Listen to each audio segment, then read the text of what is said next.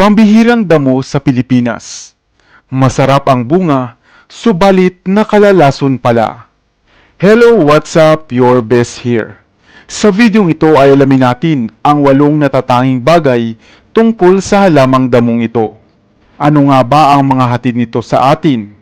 Atin muna itong alamin bago natin ito kainin. Bahagi na ng ating masayang kabataan at kamusmusan ang paglalaro sa bakuran, sa parang man at sa masukal na lugar. Kung kaya marahil ay hindi imposible na naka-encounter mo na nga ang damong ito. At dahil nakakaakit ito at mukhang masarap ang bunga, kaya agad-agad ay kinain mo. Subalit hindi pa naman huli ang lahat upang alamin at malaman mo ang mga natatanging kaalaman hinggil sa halamang ito. Ang halamang ito ay tinatawag na bush passion fruit o wild passion fruit. Mabaho subalit masarap. Masustansya subalit nakalalason pala. Ang karamihan ay tinatawag itong Maria Maria. Ang iba naman ay tinatawag itong Santo Papa, sapagkat ito ay animoy santo na mayroong suot-suot na kapa. Kilala rin ito sa iba pang katawagan dito sa atin sa Pilipinas. Sa inyong lugar, ano ang tawag dito? Number 1. Utot-utot o amoy utot. Ang mga dahon at hilaw nitong bunga ay nagtataglay nga ng mabahong amoy. Kung kaya naman, ito ay binansagan ngang utot-utot. Ito ay dahil sa ang halamang ito pala ay nagtataglay ng cyanide na nagbibigay dito ng mabaho nitong amoy. Number 2. Bagaman ito ay makikita sa halos lahat ng bahagi ng Pilipinas, lalo na nga sa mga kabundukan, ito pala ay hindi orihinal na nagmula dito sa atin sa Pilipinas, sapagkat ang wild passion plant ay nagmula pala sa Mexico, Caribbean at Central America. Number 3. Ang halamang damong ito ay isa palang proto-carnivorous, na ang ibig sabihin ay nagagawa nitong mag-trap o manghuli ng mga insekto na lalapit dito gamit ang kanyang mga bracts, na naglalabas pala ng mga sticky substance na mayroong digestive enzymes. Number 4. Masarap ang hinog na bunga nito. Ang bunga nito ay mapapansin na nahihinog na dahil mula sa kulay nitong berde ay magigitong kulay dilaw o kaya naman ay kulay orange na. Kapag ito ay hinog na, ito ay matamis o kaya naman ay medyo maasim, na perpektong ang gawing bilang fruit juice. Ang mga buto nito ay nakakain rin. Sa ibang bahagi nga ng Asya ay kinakain rin nila ang sariwang dahon ng halamang ito. Ito ay kanilang pinatutuyo at ginagawang tsaa, na mabisa palang panlunas sa mga taong hirap makatulog, nangangati, at laging inuubo. Number 5. Nagtataglay ito ng cyanide na lubhang delikado para sa mga hayop. Ang pagkain nga ng mga dahon nito ng mga alaga nating hayop, gaya ng aso, pusa o kambing, ay lubhang delikado dahil sa nakalalason para sa kanila ang cyanide na ito. Number 6. Ang bulaklak nito ay nakalalason rin. Maganda ang bulaklak ng wild passion plant. Kung kaya naman, madalas naakit ang mga paru-paro at mga bubuyog sa nektar nito.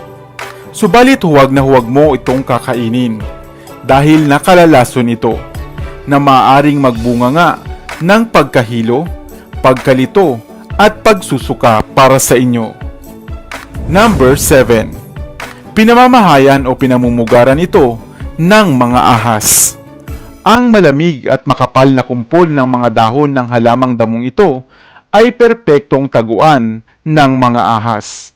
Bukod pa rito ay kinakain din nila ang hinog na bunga nito. Number 8. Ang prutas na ito ay labis na masustansya. Ang pagkain ng hinog nitong bunga ay magbibigay sa iyo ng maraming mga magagandang benepisyong pangkalusugan dahil ito ay mayaman sa calcium, vitamin C, iron, at mga minerals. Kung kakain ka nito ay makakaiwas ka nga sa pagkakaroon ng marupok na buto, anemia, cancer, controlled blood pressure, magpapanatili ng malusog na gums and teeth, at makakaiwas ka pa sa pagkakaroon ng sakit sa bato. Kaya naman hindi lamang mainam na kumain ka ng hinog nitong bunga, sapagkat napakarami pala nitong benepisyong daladala. Ikaw, noong bata ka pa, nakakain ka na rin ba nito?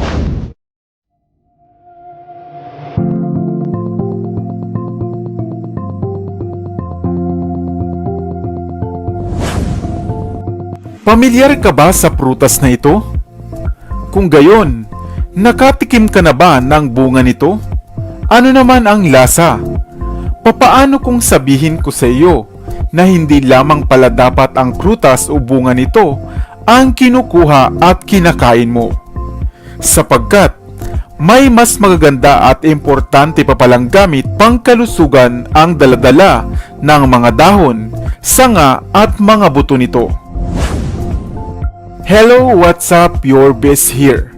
Sa videong ito ay alamin natin ang natatanging kakayahan at mga benepisyong medikal ng prutas o punong ito na tumutubo nga lamang kung saan-saan.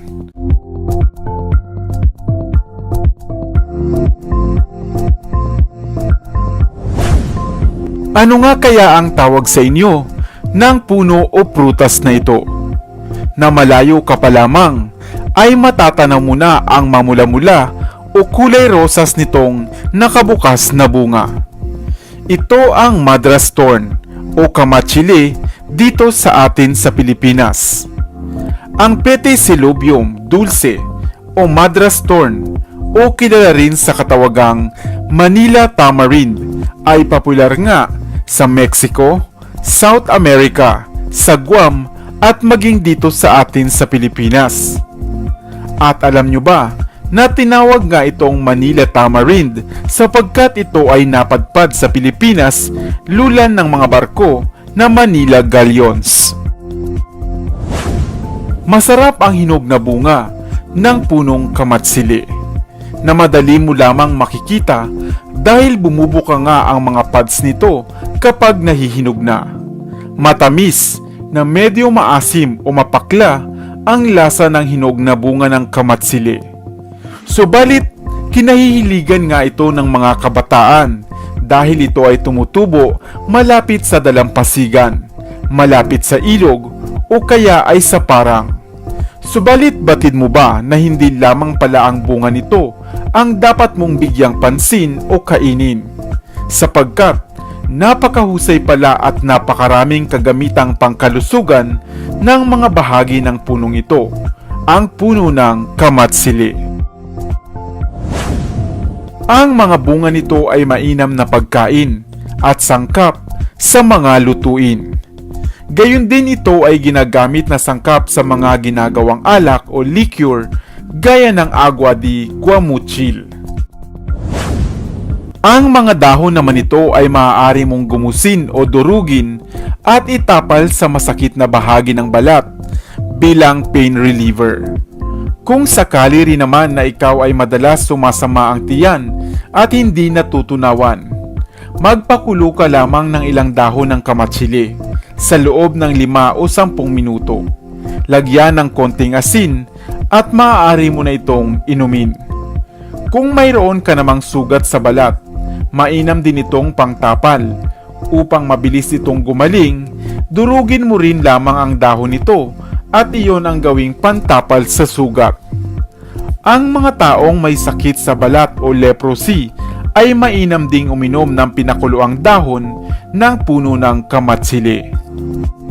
Kung lagi namang masakit ang iyong ngipin, subukan mong magmumog ng pinakuluang dahon ng kamatsili dahil epektibo rin ito sa mga sakit sa bibig o mga sakit sa ngipin. Ang mga sanga ng punong ito ay labis na mabisa rin. Kumuha ka lamang ng bahagi nito at pakuluan ng 10 minuto at palamigin.